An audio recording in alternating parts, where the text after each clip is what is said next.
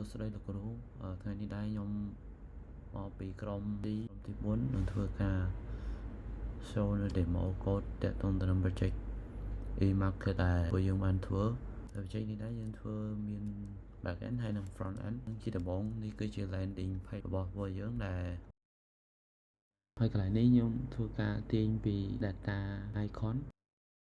ហើយនឹងខ្លះទៀតយើងធ្វើការដាក់នៅ real asset ចូលដើម្បីធ្វើការហៅយកមកប្រើផ្ទាល់តែម្ដង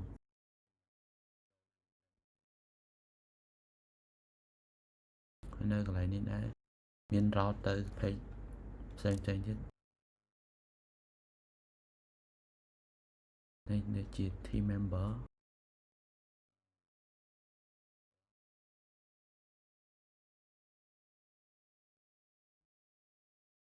និង contact us តែនៅកន្លែងនេះយើងអត់បាន implement ឡើយទេចូលធ្វើការទៅកាន់ test ដំបូងយើង test ទៅលើ buyer នេះធ្វើការ testing login ហើយនេះគឺខ្ញុំធ្វើការ add នៅ validate សម្រាប់ password នៅពេលយើង input ហើយនឹង hide ឬ show password តែពេលដែល password weak យើង cannot get create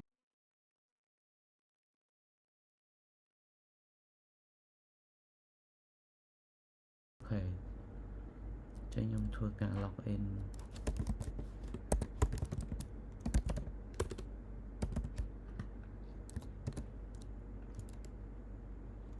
ចូលមកដល់ buyer dashboard របស់យើងដែលក្នុងនោះដែរយើងធ្វើការ query data ពី backend នេះខ្ញុំធ្វើការ get public data ពី localhost 3000 ដែលខ្ញុំ set up node ហើយនឹង express នេះគឺជា feature ដែលយើងមានដូចជា add wishlist add to cart ហើយនឹង search product អីមួយទៅតាម text ដែលបាន fill and list down នៅ category សម្រាប់ show price low យើងចូលមកមើលនៅក្នុង wishlist យើងនឹង show នៅ wishlist item ដែលខ្ញុំមានតែនៅក្នុងកន្លែង landing របស់ buyer យើងអាចធ្វើនៅ product detail នៅក្នុងហ្នឹងក៏យើងអាច purchase បានភ្លាមដែរយើងអាចចូលមកកាន់ check out ចូលតែម្ដងនេះក្រោយខ្ញុំបាត់ testing យើងអាចcheck out នៅអីវ៉ាន់ហ្នឹងបានកន្លែងនេះ order error ដោយសារតែ seller ID របស់ Little Woman ហ្នឹងគាត់ត្រូវបាន remove សម្រាប់នេះខ្ញុំធ្វើការ process ទិញនៅ order មួយដែលក្នុង order feature ហ្នឹងដែរយើងអត់អាចធ្វើការទិញបានលើសតុករបស់ seller បានទេអញ្ចឹងនៅកន្លែងហ្នឹងយើងធ្វើការ block buyer កុំឲ្យមានសិទ្ធិក្នុងការទិញនៅអីវ៉ាន់មួយហ្នឹងនេះខ្ញុំ skip នៅការ put input សម្រាប់តែលើការ process order មួយហ្នឹងឥឡូវកន្លែងនេះយើងចូលមកដល់មើលនៅកាន់ super page របស់ខ្ញុំវិញដែលតាក់ទងទៅនឹង purchase សម្រាប់មិញនេះខ្ញុំ show មានដូចជា ID អីនឹងជាដើមនៅក្នុង transaction នេះខ្ញុំធ្វើការ disable ទៅលើ OLS ដើម្បីអាចធ្វើ fake process order នឹងបានមើលទៅកាន់ page buyer ដដែលប៉ុន្តែយើង check មកមើល my order យើងឃើញ list នៅ order ដែលយើងមានឥឡូវនេះយើងចូលទៅកាន់នឹងកន្លែង account profile ហើយbuyer មានសិទ្ធិធ្វើការបំពេញនៅ info ផ្ទាល់ខ្លួនមួយចំនួនរបស់គាត់រួមទាំងធ្វើការ add នៅ profile របស់គាត់ផងដែរ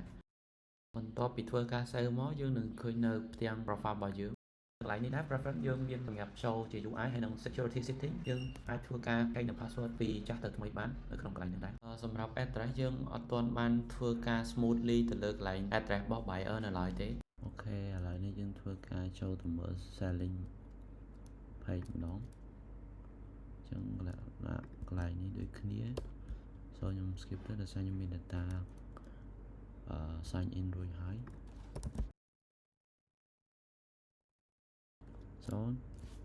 ចូលមកដល់កន្លែង dashboard របស់ seller វិញខ្ញុំធ្វើការ show តើតងទៅនឹង total របស់ seller មួយ total order product sold customer ដែលបានធ្វើការទិញទៅលើគាត់អញ្ចឹងដោយសារតែ user seller នេះខ្ញុំ testing ទៅគាត់ទិញមាន order តែមួយទេ so វា pop up នៅលើហ្នឹងតែនៅក្នុងនេះដែរគឺកន្លែង product យើងអាច create នៅ product ថ្មី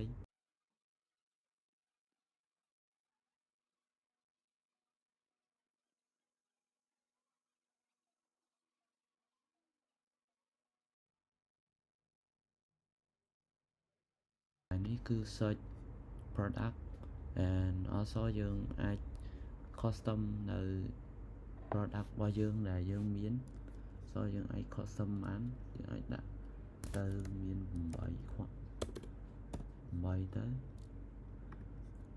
អូខេ so នឹង update ហើយអញ្ចឹងយើងនៅក្នុងនេះដែរយើងក៏មាន function មួយសម្រាប់ឲ្យ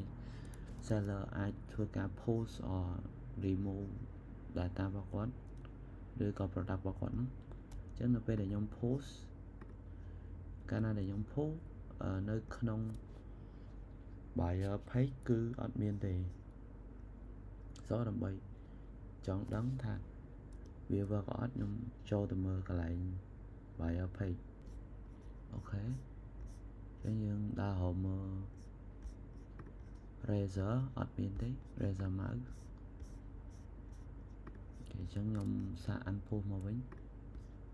ចង់តើវាមកអត់អូខេធ្វើការ refresh មួយ so នេះ Razer mouse ដែលខ្ញុំបាន show មិញហើយនេះគឺជា data ដែល upload មកវិញ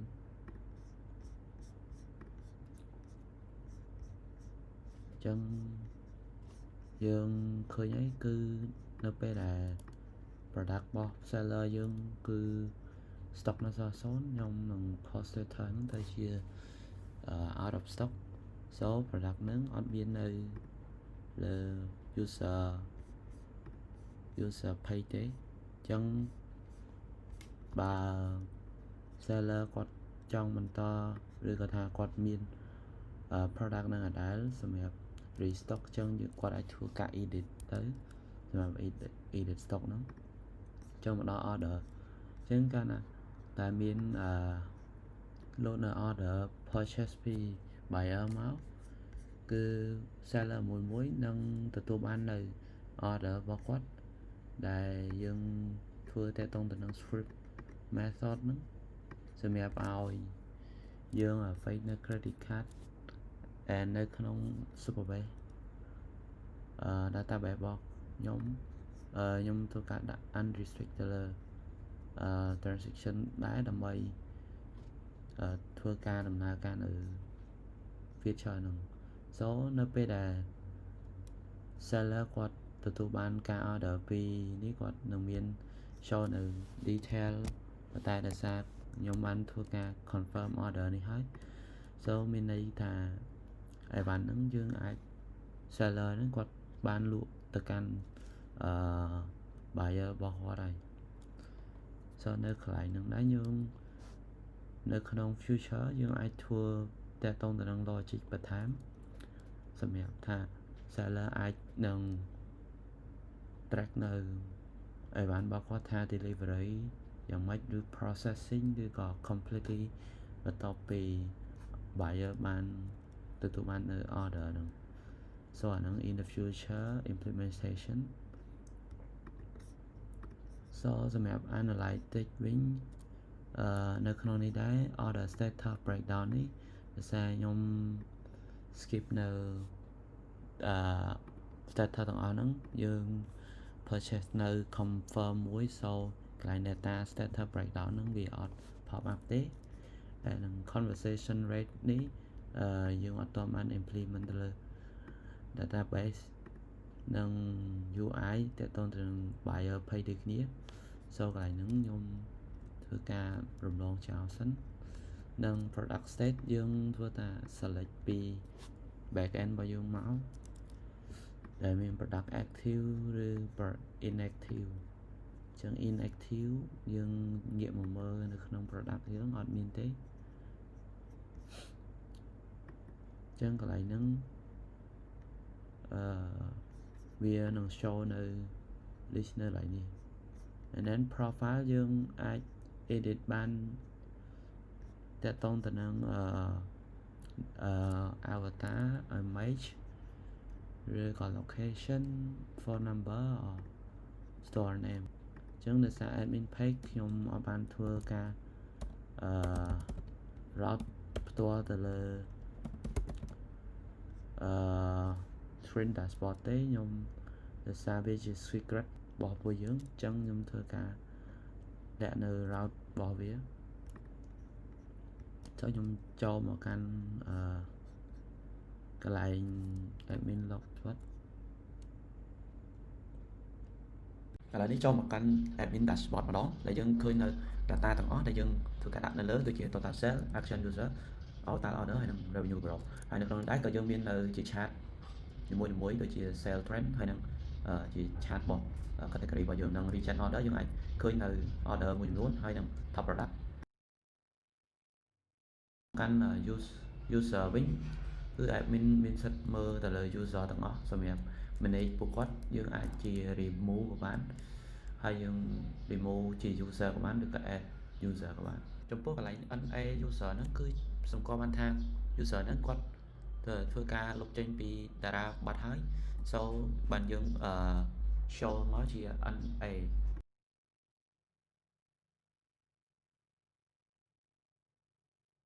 transaction tab វិញគឺយើង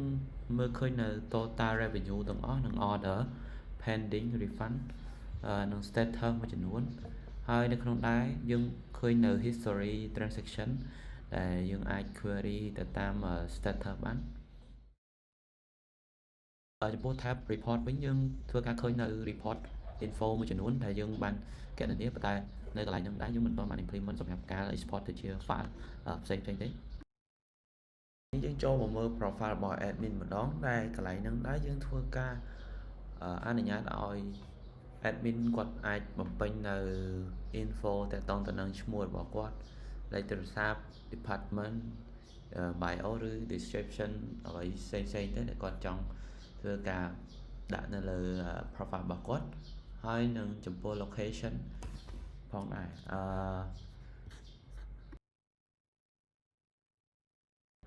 ហើយដែលពិសេសហ្មងគឺ admin អាច upload នៅ avatar របស់គាត់បានផងដែរបន្ទាប់ពី save ហើយយើងឃើញថា